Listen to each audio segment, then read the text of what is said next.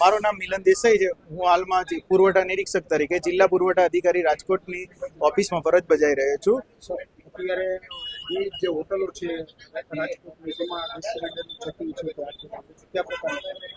હાલમાં રાજકોટની વિવિધ હોટલો ખાતે, જ્યારે ફાસ્ટ ફૂડની સ્ટોલ ખાતે, જ્યાં આગળ કોમર્શિયલ બોટલનો અથવા ઘરેલું બોટલ હોય તો ઘરેલું બોટલનો યુઝ નહીં થઈ રહ્યો કોમર્શિયલના બદલે, એનું સઘન ચેકિંગ હાથ ધરવા માનનીય કલેક્ટર સાહેબ અને માનનીય જિલ્લા પુરવઠા અધિકારી સાહેબ દ્વારા સૂચના આપવામાં આવી છે, જે અંતર્ગત જુદા જુદા સ્થળો ખાતે આજમાં ચેકિંગ હાથ ધરવામાં આવ્યું. ગઈકાલે યાજ્ઞિક રોડ ઉપર ટોટલ 20 થી 25 હોટલોમાં ચેકિંગ હાથ ધરવામાં આવ્યું હતું, ત્યાંથી ત્રિકોણબાગ સુધી. એમાં અંતર્ગત એક સર્વેશ્વર ચોકમાં દીપ સેન્ડવિચ ખાતે એક ઘરેલું બોટલ મળી આવી હતી, તેનું સીઝ કરીને જપ્તી લેવામાં આવી છે અને આજે રેસકોર્સ રોડ ઉપર ચેકિંગ હાથ ધરવામાં આવ્યું.